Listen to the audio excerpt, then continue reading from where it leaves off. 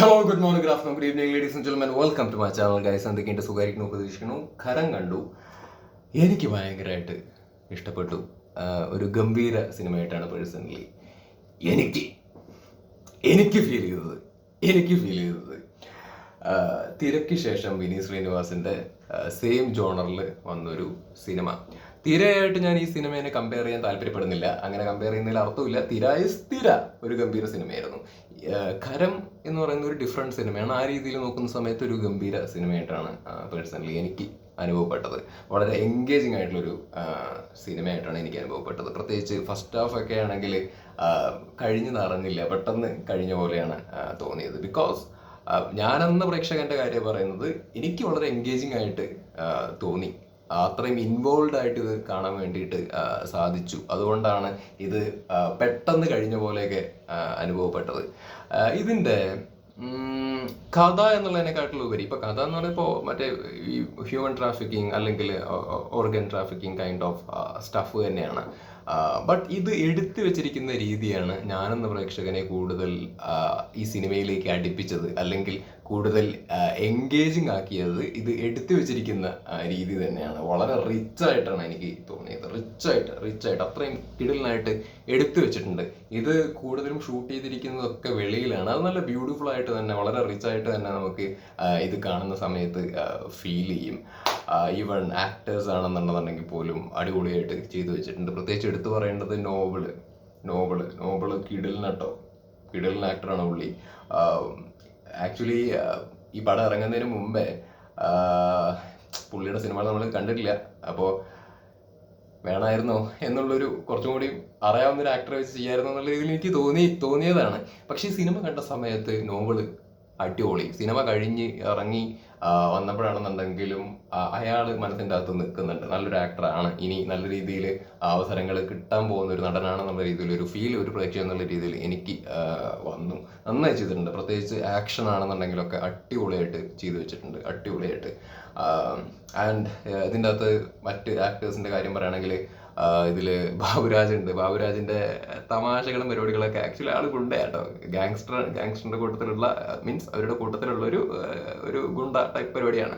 പക്ഷേ അയാൾ ഇത് തമാശ പരിപാടിയാണ്, നല്ല രീതിയിൽ വർക്ക് ആയിട്ടുണ്ട്. അതേപോലെ ഷാജോൻ ചേട്ടനുണ്ട്, നന്നായിട്ട് ചെയ്തിട്ടുണ്ട്. മനോജ് കെ ജയൻ്റെ ക്യാരക്ടർ മീൻസ് ഇതിൻ്റെ അകത്ത് ഒരുപാടൊന്നുമില്ല, ബട്ട് ഉള്ള ഭാഗങ്ങളിൽ അടിപൊളി ആയിരുന്നു. ഒരു നല്ല രീതിയിൽ തന്നെ ചെയ്തു വെച്ചിട്ടുണ്ട്. പിന്നെ ശ്വേത മേനോനുണ്ട്, അതൊരു പവറായിട്ടുണ്ട് കേട്ടോ, പവറായിട്ടുണ്ട്. അവരെ കാണിച്ച സമയത്ത് തന്നെ അവർ ഹിന്ദിയിലൊക്കെ ഡയലോഗ് പറയുന്ന സീനൊക്കെ ആക്ച്വലി ഉണ്ട്. അത് ഭയങ്കര പവറായിട്ട് എനിക്ക് തോന്നി. പിന്നെ എടുത്ത് പറയേണ്ടത് മോനെ, അയ്യോ ആ ചെങ്ങായുടെ പേരെന്താണ്, വിഷ്ണു ജി വാര്യറാണെന്ന് തോന്നുന്നു. മോനെ കിടിലൻ ആക്ടർ.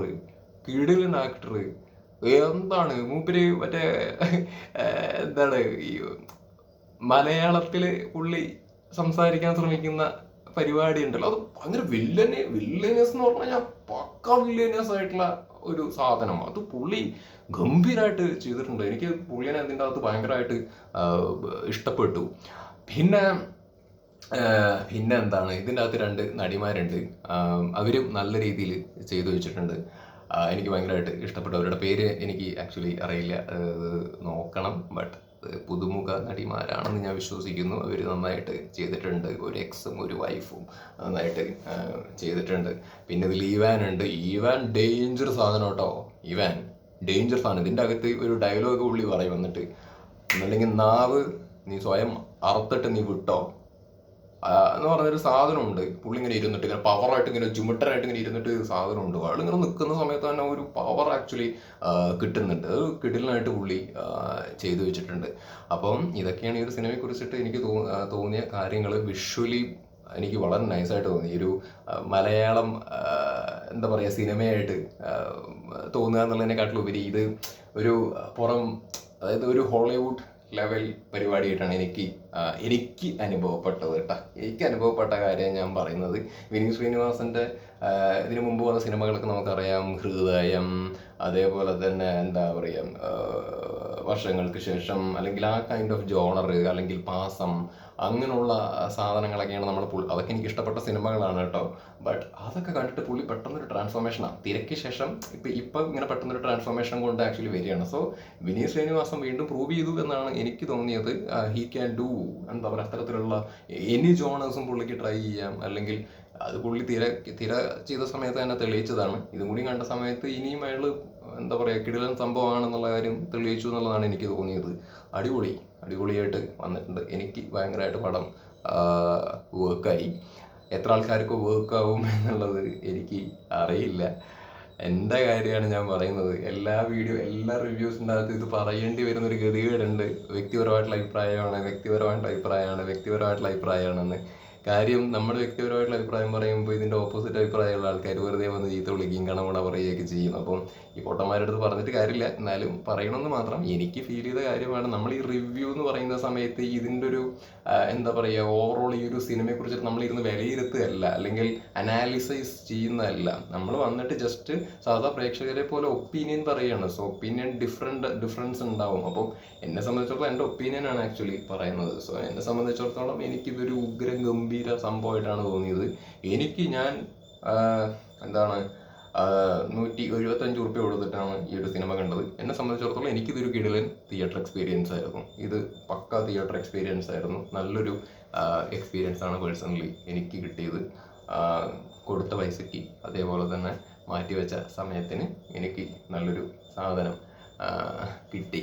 പിന്നെ ഇതിൻ്റെ അകത്തൊരു ഫോറിൻ ഗേൾ അഭിനയിച്ചിട്ടുണ്ട്, ഒരു ചെറിയ കുട്ടി. എനിക്ക് അതിനെ ഭയങ്കരമായിട്ട് ഇഷ്ടപ്പെട്ടു. ഇമോഷണലി കുറച്ച് കണക്ട് ആവുക എന്ന് പറയുന്നൊരു സംഭവം എനിക്ക് കിട്ടി. ഇതിൻ്റെ അകത്തൊരു സീനുണ്ട്, നമ്മുടെ നോബിള് രക്ഷിക്കാൻ വേണ്ടിയിട്ട് പോകുന്നൊരു സീനുണ്ട്. അവിടെ എക്സിനെ രക്ഷിച്ചിട്ട് വരുന്ന സമയത്ത് ഈ കുട്ടി കൈ കയറിയിട്ട് പിടിക്കുന്ന ഒരു സീനുണ്ട്. അത് ഭയങ്കരമായിട്ട് ഇമോഷണലി ഒരു ഫീൽ എനിക്ക് തോന്നി. ആ ഒരു സീനിൽ തന്നെ ആ കുട്ടിയുടെ ഒരു ഇത് നമുക്ക് കിട്ടുക എന്നൊക്കെ പറയില്ലേ, അത് ആക്ച്വലി കിട്ടി. ആൻഡ് ആ കുട്ടി നന്നായിട്ട് ചെയ്തിട്ടുണ്ട്, നൈസായിട്ട് തോന്നി. അപ്പോൾ ഓവറോൾ ഒരു വിനീത് ശ്രീനിവാസൻ്റെ ഒരു ഡിഫറെൻ്റ് അപ്രോച്ച്. ഇപ്പോൾ തിര എന്ന് പറയുന്നത് സെയിം സാധനമാണ്. അതും ഏകദേശം ഒരേപോലെയുള്ളൊരു പരിപാടി. ഇതിലേക്ക് വരുന്ന സമയത്ത് ഇത് കുറച്ചും കൂടിയും ഒരു വൈഡറായിട്ടുള്ള ഒരു സ്കെയിലിലേക്ക് എടുത്തു വെച്ചിരിക്കുന്ന ഒരു സാധനം. അത് ബ്യൂട്ടിഫുൾ ആയിട്ട് വന്നിട്ടുണ്ട്. പിന്നെ ഇതിൻ്റെ അകത്ത് എടുത്ത് പറയേണ്ട ഒരു കാര്യം, നിങ്ങളിപ്പോൾ തിരയായിട്ട് കമ്പയർ ചെയ്ത് പറയുകയാണെങ്കിൽ കുറേ എന്തെങ്കിലുമൊക്കെ പറയാനുണ്ടാവും, മീൻസ് ഓപ്പോസിറ്റ് ആയിട്ട്. ബട്ട് ഞാൻ തിരയായിട്ട് കമ്പയർ ചെയ്തിട്ടല്ല പറയണേ. ഇപ്പോൾ ഈ ഒരു സിനിമ വെച്ച് നോക്കുന്ന സമയത്ത് ഇതിൻ്റെ മ്യൂസിക് എനിക്ക് ഭയങ്കരമായിട്ട് ഇഷ്ടപ്പെട്ടു. ഇതിന് ചെറുതായിട്ട് മറ്റേ വിനീത് ശ്രീനിവാസൻ്റെ സിനിമകളിൽ വരുന്നൊരു ടച്ചൊക്കെ ഉണ്ടല്ലോ, ഒരു മ്യൂസിക്കിൻ്റെ ഒരു ടച്ചൊക്കെ ഉണ്ടല്ലോ. അത് ഇടയ്ക്കൊക്കെ ആ ഒരു സാധനം നല്ല ബ്യൂട്ടിഫുൾ ആയിട്ട് എനിക്ക് കിട്ടിയായിരുന്നു, നല്ല രസകരമായിട്ട് എനിക്ക് കിട്ടിയായിരുന്നു. അപ്പോൾ മ്യൂസിക്കും നൈസായിട്ടാണ് എനിക്ക് തോന്നിയത്. എനിക്ക് എൻജോയ് ചെയ്യാൻ വേണ്ടിയിട്ട് പറ്റിയിട്ടുണ്ട്. അതാണ് ഞാൻ പറഞ്ഞത്, തിയേറ്റർ എക്സ്പീരിയൻസ് ആണെന്ന് പറയാൻ കാരണം അതാണ്. ഇത് തിയേറ്ററിൽ നിന്ന് കാണുന്ന സമയത്ത് ഭയങ്കര ഒരു എന്താ പറയുക, ഒരു എക്സ്പീരിയൻസ് ആക്ച്വലി കിട്ടുന്നുണ്ട്. അപ്പം this is Kharam for me. If you want to watch the movie, you can watch the movie, and that's it. This is my opinion. And നിങ്ങൾ ഇവിടെ റിവ്യൂസ് പറയുന്ന ഇത് കേട്ടിട്ട് നിങ്ങൾ തീരുമാനം എടുക്കേണ്ട കാര്യമില്ല. ഓരോരുത്തർ ഓരോ ഒപ്പീനിയനാണ് പറയുന്നത്. നിങ്ങൾക്ക് റിവ്യൂസ് കാണാം, ഓരോരുത്തരുടെ വിലയിരുത്തലുകൾ മനസ്സിലാക്കാം. നിങ്ങൾ ബ്ലാങ്ക് ആയിട്ട് മാത്രമേ ഒരു സിനിമ കാണാൻ വേണ്ടിയിട്ട് പോകാൻ വേണ്ടിയിട്ട് പാടുള്ളൂ. ബിക്കോസ് നിങ്ങൾക്ക് കിട്ടുന്ന experience my be different. So this is it. എന്തെങ്കിലും പറയാൻ വിട്ടുപോയിട്ടുണ്ടോ? നിങ്ങൾ പോയി കാണും, ഇത്രയേ ഉള്ളൂ. ഏകദേശം എൻ്റെ ഒപ്പീനിയൻ എന്താണെന്നുള്ളത് മനസ്സിലായല്ലോ. എനിക്ക് സിനിമ ഇഷ്ടപ്പെട്ടു.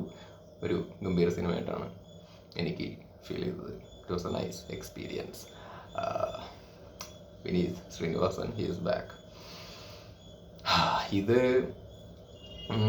ശരി, വിട്.